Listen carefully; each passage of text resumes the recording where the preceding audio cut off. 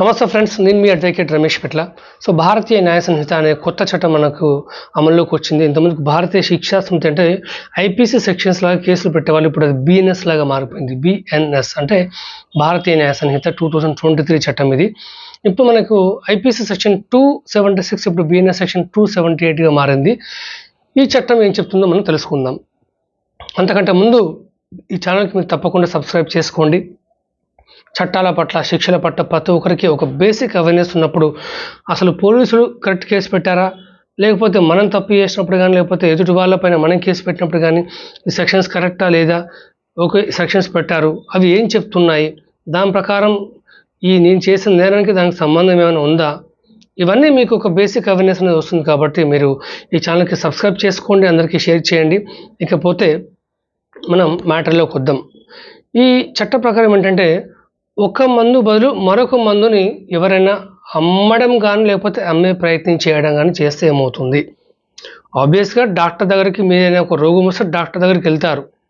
ఆయన ఒక 4 మెడిసిన్లు రాసిండు, ఒక 4 టాబ్లెట్స్ రాసిండు, ఏబిసి అని చెప్పేసి రాశాడు. సో ఏవైతే రాశాడో ఆ మందులు మాత్రమే కరెక్ట్గా మెడికల్ షాప్ వాడు మనకి ఇవ్వాలి. అంతేగాని ఎక్కువ డబ్బులు సంపాదించుకోవాలి కానీ చెప్పేసి డాక్టర్ ఒకటి రాస్తే వాడు ఒకటి ఇచ్చాడు అనుకోండి, మీరు వాని పైన కేసు పెట్టవచ్చు. ఇప్పుడు ఏబిసి అనేటువంటి ఒక మందు డాక్టర్ రాశాడు, ఆ ఏబిసి అనేదాన్ని వాళ్ళు విక్రయించాలి, అమ్మాలి, హాస్పిటల్ వాళ్ళు కానీ లేకపోతే ఒక మెడికల్ షాప్ కానీ. ఏబిసి బదులు ఎక్కువ డబ్బులు ఆర్జించాలని చెప్పేసి XYZ ఇచ్చిండు అనుకోండి, అంటే 2 మందులు ఒకటే, ఈ రోగానికి 2 కరెక్ట్గానే పనిచేస్తాయి, దానివల్ల మీకు నష్టం ఏం లేదు. కానీ వాడు వేరే మందు ఇచ్చిండు అనుకో, వాడి స్వార్థ ప్రయోజనం కోసం మీరు వాడిపైన కేసు పెట్టవచ్చు.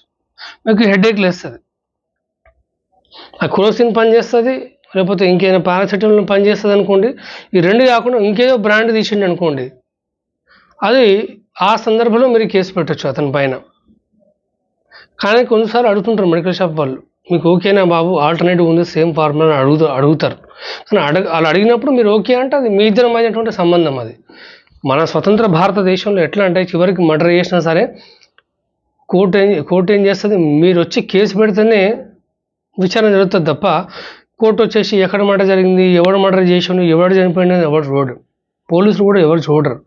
అది మీరు ఇనిషియేటివ్ తీసుకోవాలి. ఎప్పుడైనా మీ ఆరోగ్యం కాబట్టి మీరు ఇనిషియేటివ్ తీసుకోవాలి.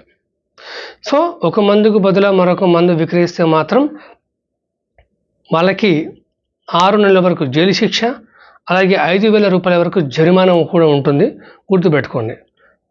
ఇంకోసారి తప్పుడుగా వేరే మంది ఇస్తారు, తద్వారా ప్రాణాలు పోయినాయి అనుకోండి, అది మెడికల్ నెగ్లిజెన్స్ అవుతుంది. మళ్ళీ సెక్షన్ 106 ప్రకారం సబ్సెక్షన్ 2 ప్రకారం కేసు పెడితే 2-3 సంవత్సరాల వరకు జైలు శిక్ష అనుకుంటే, అలాగే జరిమానా కూడా ఉంటుంది.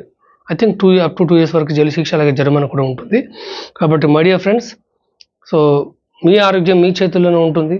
సో మీరు ప్రతి ఒక్కరికి ఈ వీడియోని షేర్ చేయండి, అందరికీ తెలియజెప్పండి. సో మీ advocate Ramesh Petla. Thank you so much and have a great day. Thank you.